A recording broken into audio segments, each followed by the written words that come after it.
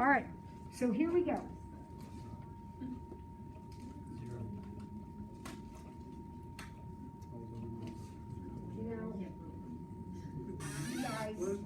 You guys think it's so bad being my students. Can you imagine being my kid?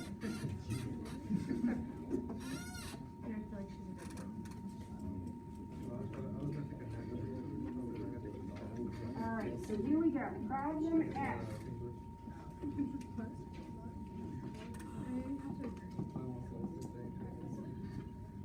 When we take a test over this, which of course will be in a while, but this will be a whole page of the test. Yep, this will be a whole page. Because first of all, you're going to have a big graph, right, to do. And then you're going to have to list all of the stuff that we list, like X-Intercepts, Y-Intercepts, vertical asymptotes, horizontal asymptotes, and holes. Right? So here we go. How do we start? What do we do first? Creighton? Oh, well, that's okay. Creighton with a high voice says we're going to factor. All right.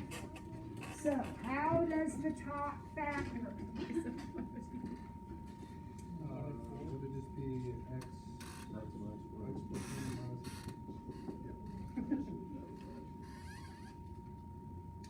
Now, Creighton, how about the bottom? Does it factor? How? X plus 1, X 1. Oh, there it is, guys. The moment we've been waiting for. Right? Yes. We are going to have a whole. So we're going to cross this off. We're going to do one more equals x minus 4 over x minus 1. And then we're going to come over here where it says holes. And we're going to have one this time. Does anybody remember how we figure out the x coordinate of the hole? Well, to get the y, we're going to plug it in, but what are we going to plug in? You just set it to 0? Whatever you whatever you canceled out, set that equal to 0, and that tells you where your hole is. So where's your hole? -1. Then, to find the y, you plug it back in. But you plug it back in at your very last equals. This is where you plug it back in. It will not work if you plug it in any of the others, okay? So plug it in right here. So -1 minus 4, -1 minus 1. Where do I get? -5 over -2, which is 5/2.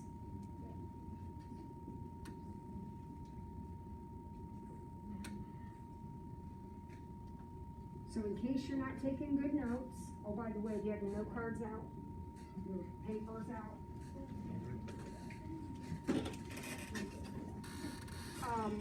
How do we find the hole again? Well, we know, because we've been talking about it, you know, since we started this, that you have to cancel. All right, but once you cancel, how do you know where the hole goes? Whatever canceled out, set it equal to 0. And then take that number and plug it into your simplified final equation. Okay, got it? Okay, now I'm going to go ahead and graph that. So -1, 5/2 is 2.5. So there's my hole. By the way, if you try to sketch this on your calculator, the hole won't show up. It's one of those things you got to do by hand. All right, what else can you tell me? You definitely have a hole, got it taken care of. Now, this is where your beady little eyes are focused. Don't look at all that other stuff we canceled out. So tell me about that thing in the box. What do you know about it? So, if you, the y-intercept, Look at your worksheet, how do you find the y-intercept? if you set it equal to 0, and then, Good thing Mrs. Green wrapped it like that for me.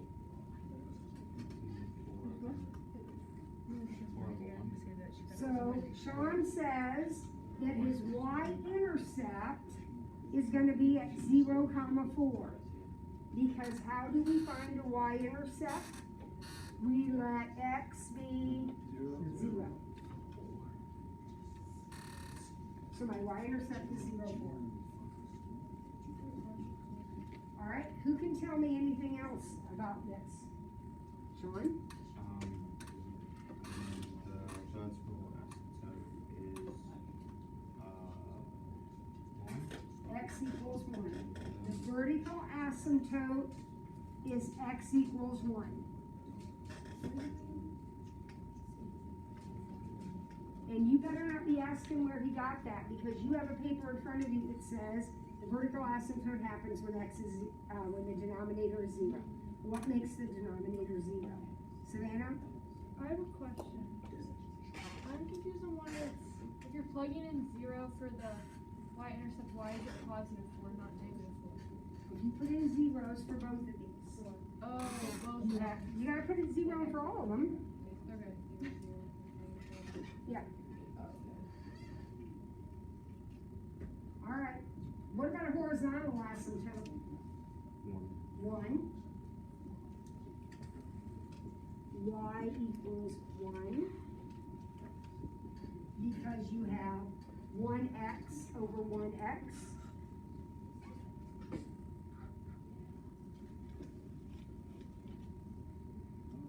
And the only thing we have left is our x-intercepts.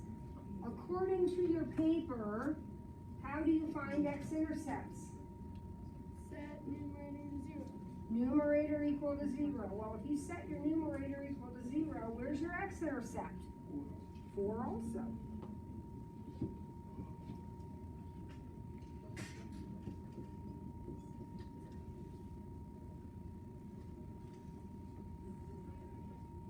Now, can you draw a picture from this? Can you visualize it?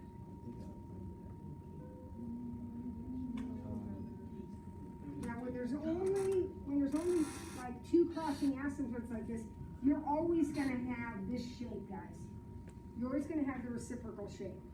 You only get those weird things when you have extra asymptotes thrown in. Well, you only have one vertical, one horizontal. It's just like a reciprocal function. So see this point right here? There it is.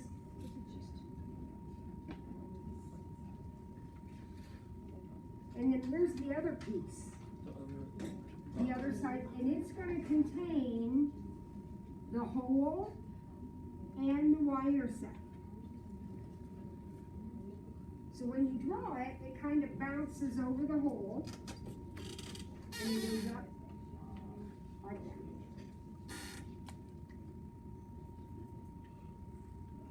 Okay? And then,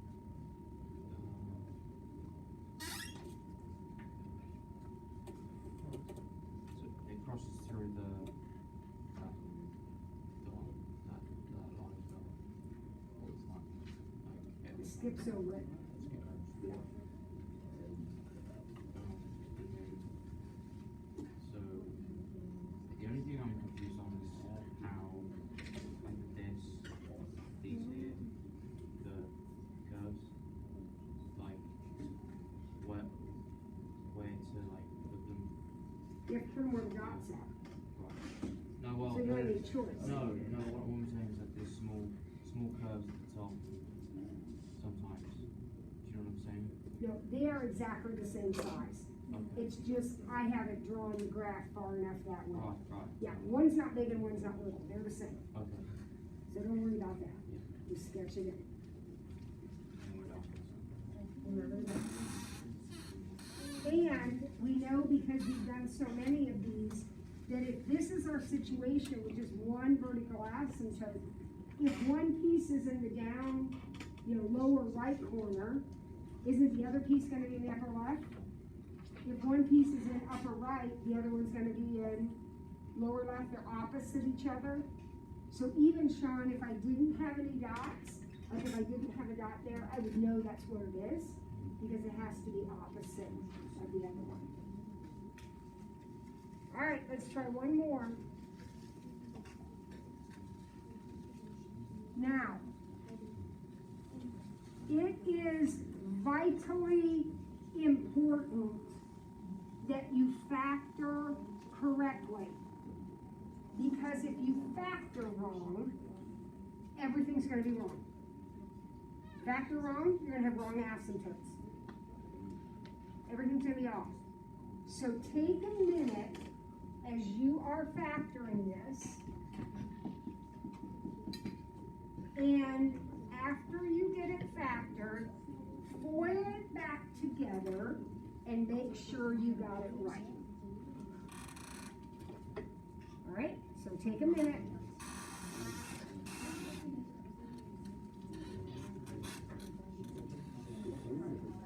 You guys got to get over fearing factoring. You got to just do it.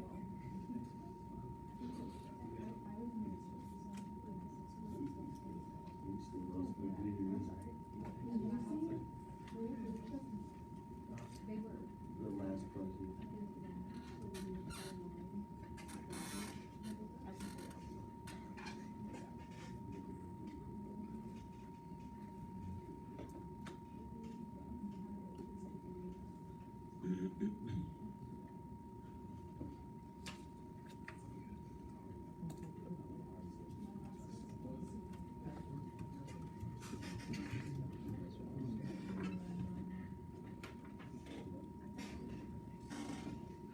Well, according to this, it's really supposed to be here.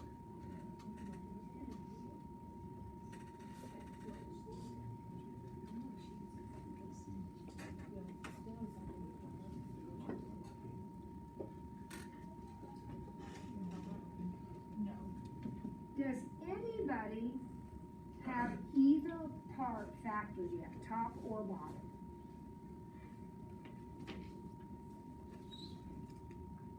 No one has either part factored? X. Gabe?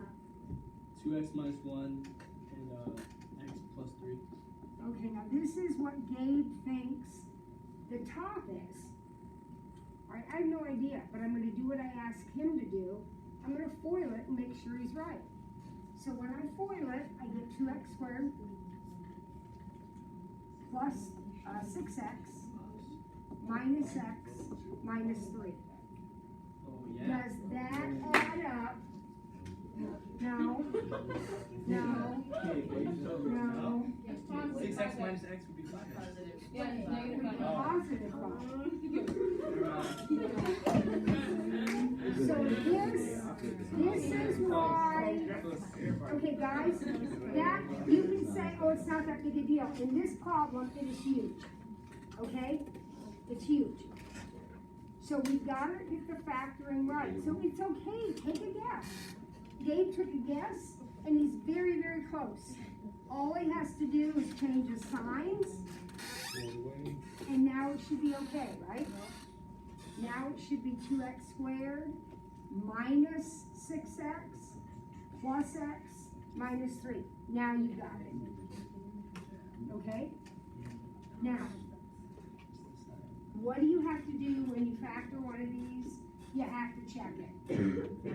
Okay? As lazy as some of you are, take the 30 seconds and do the FOIL. Then you'll know if you have to fix it or not. Okay, top is done. Perfect. All right? Who's got one for the bottom?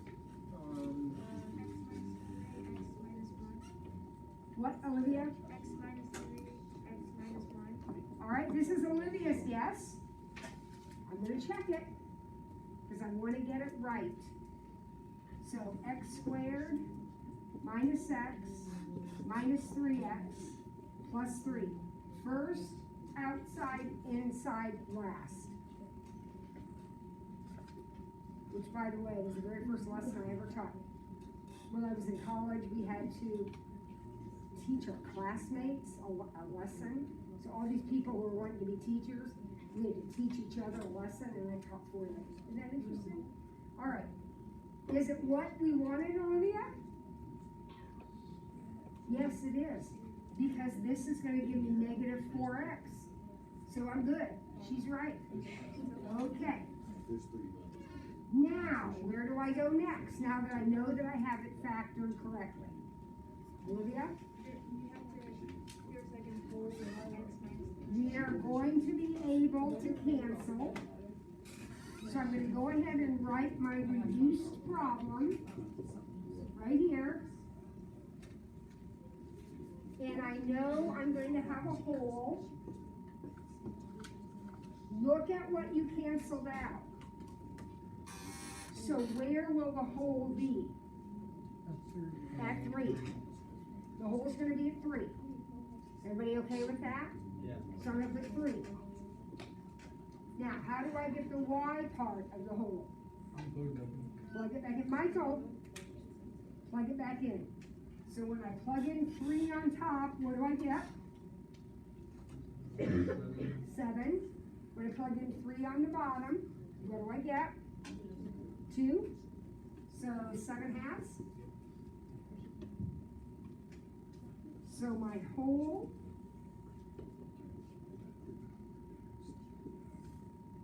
is going to be at 3 7/2.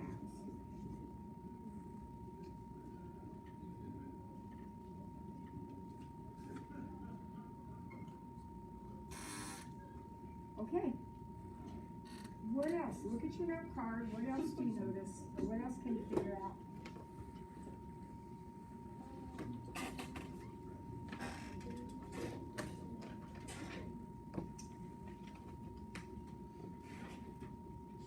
Michael, put a mask up. Don't talk. Just pay attention. How do we, Maddie, that would be you too, sweetie. How do we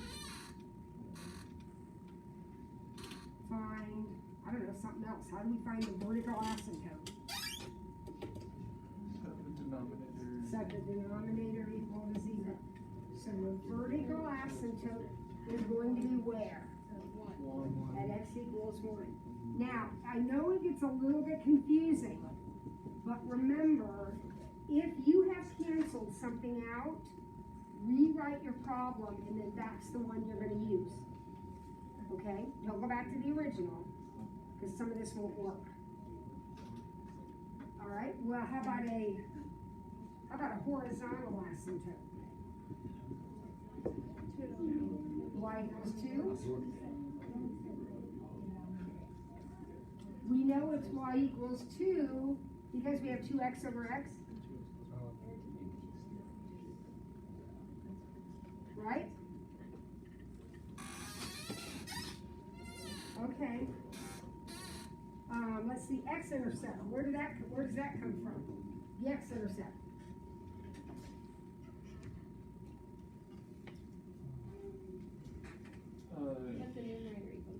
Set the numerator equal to 0. So what happens if I set my numerator equal to 0? I get negative 1/2.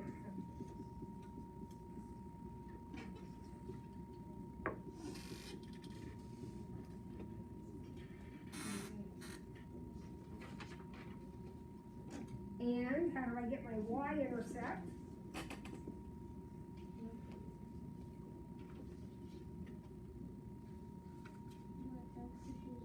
Let x equal 0. So put a 0 on top, you get 1. Put a 0 on the bottom, you get negative 1. So 0, negative 1.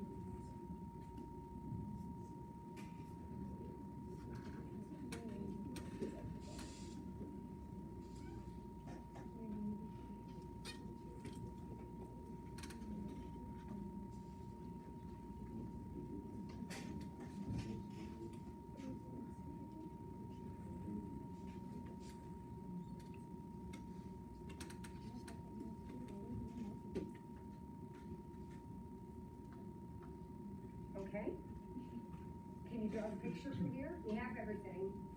Can you draw it from here? Oh boy, I hope so. See this point right here? That means I got a piece going just like this, right? And then of course if I got that one, I got this one, but I knew that already because I've got these points down here. And there it is. And Sean said this Ford, your picture's not very symmetric. That's okay. Just make those shapes in those corners and you're good to go. It doesn't have to be perfect. Was that you that said that? Preceded you, not even one I ever asked. Okay? Never mind. All right.